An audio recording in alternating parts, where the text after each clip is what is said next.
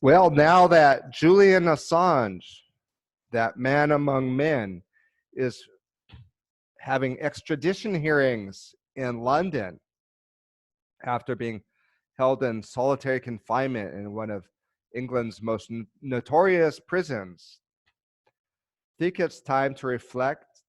I'm not going to say I told you so, but if anyone gets the last laugh now, it's Julian Assange.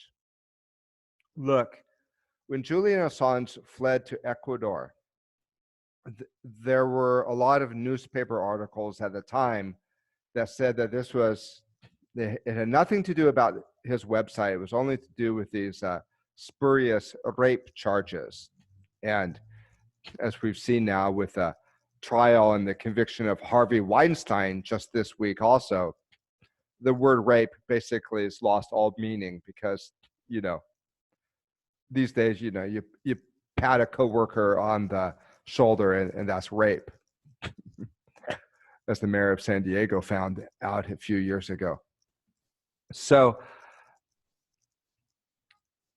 there was a lot of articles at the time saying that this was actually a sign of Julian Assange having autism, because supposedly one of the symptoms of autism is you make everything about yourself. And I remember him giving lots of interviews where he was saying, no, there really is the real threat of me being extradited to the United States and put into solitary confinement. They put them into these SAM conditions so they can't communicate a password. And so let's take the Guardian newspaper, for example, which at the start was very kind to Julian Assange and WikiLeaks and published a lot of their revelations.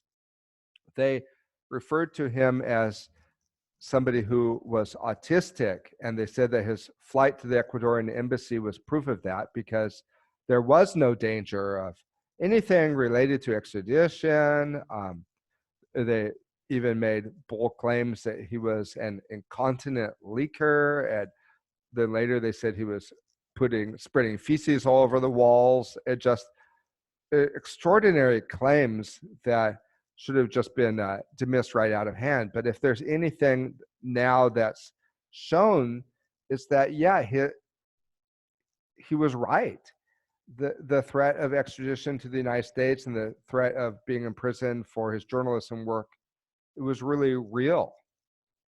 And you see there's a restriction in the whole popular culture and in the universities and in the press. There's a restriction of positive concepts, like a restriction of what constitutes freedom, a restriction of what constitutes medicine. We talked a little bit about that in the last video.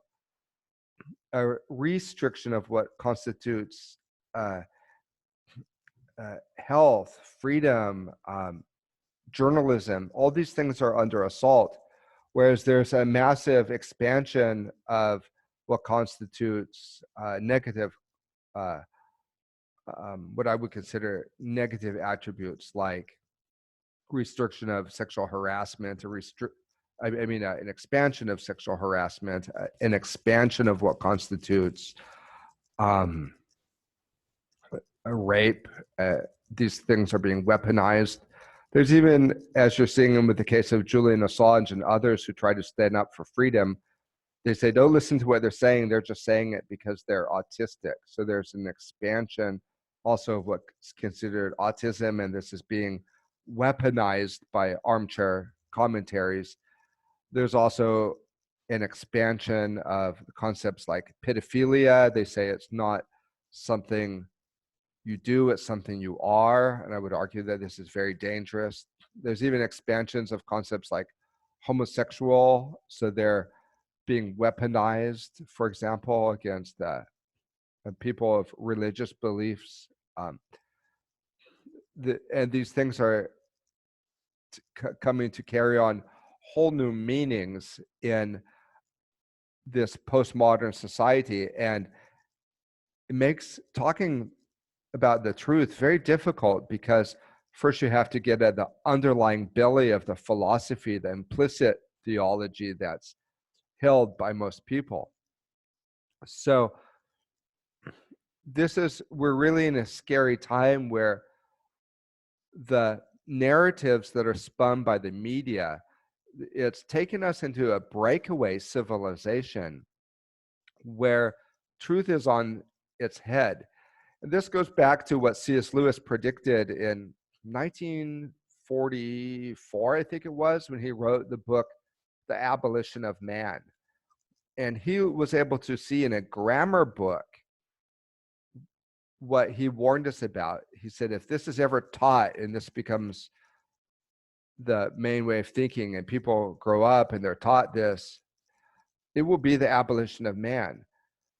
So in this current civilization that we're living in, where truth is relative and there's no such thing as absolute goodness, and we're all just brains and bodies, or a calculator and a copulator, because elites cannot efface entirely the image of God that's in man, and that very, the center of the faculty of reasoning that all cultures have held in common.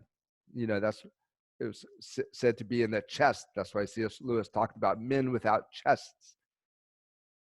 Because elites cannot get rid of this entirely, then they have to play God in our lives, and they have to step in.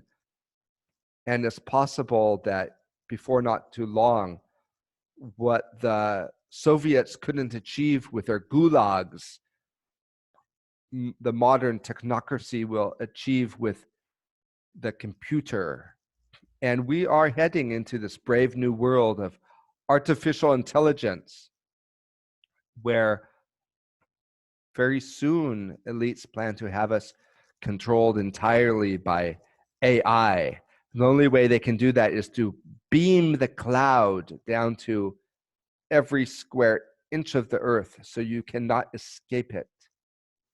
And these fake clouds that they're putting up, the fake clouds that consist of nanoparticles, it's meant to incorporate us into this really is human beehive, and information is going to be fed into supercomputers, and anybody that doesn't go along with it will have to be banned from the internet under spurious guises like fake news and hate speech.